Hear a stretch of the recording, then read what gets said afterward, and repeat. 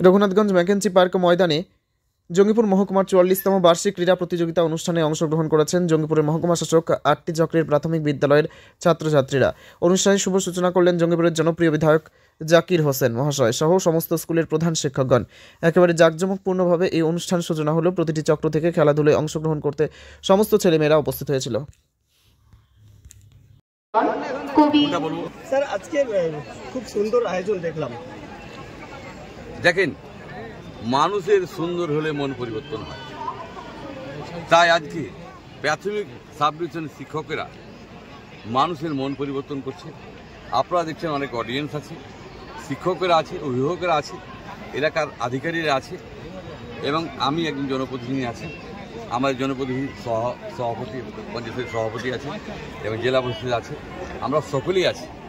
আপনারা জানেন যে কোনো খেলাধুলা মানুষকে আনন্দ দেয়, বাচ্চাদের বিশেষ করে আরও বেশি দেয়। বাচ্চাকে দেখে প্রতিটা মানুষের মন ভালো হয়।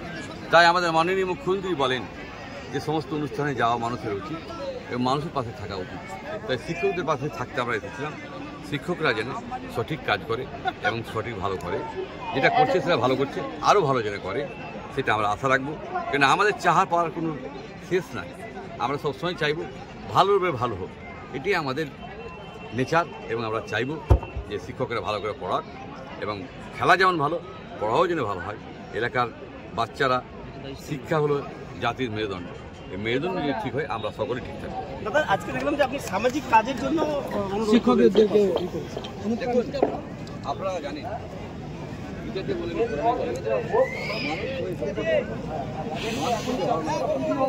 আল্লাহকে ভালো করতে হবে, যে মানুষকে না বসতে পারবে সাহেব আমাদের 44তম জঙ্গিপুর মহকুমা স্তরীয় বার্ষিক ক্রীড়া প্রতিযোগিতায় উনি উপস্থিত হয়েছেন সদস্যদের। আমাদের রঘুনাথগঞ্জ চক্র এবার সেটা হোস্ট করছে। এটা প্রত্যেক বছর বিভিন্ন চক্র হোস্ট করে। এবার আমাদের 12 বছর পরে আমরা পেয়েছি। একটা আনন্দ এবং আমাদের একসঙ্গে সমবেত কাজটিকে আরো গাজী নূর আলম, সভাপতি পশ্চিমবঙ্গ প্রাথমিক শিক্ষক সমিতি, রঘুনাথগঞ্জ চক্র।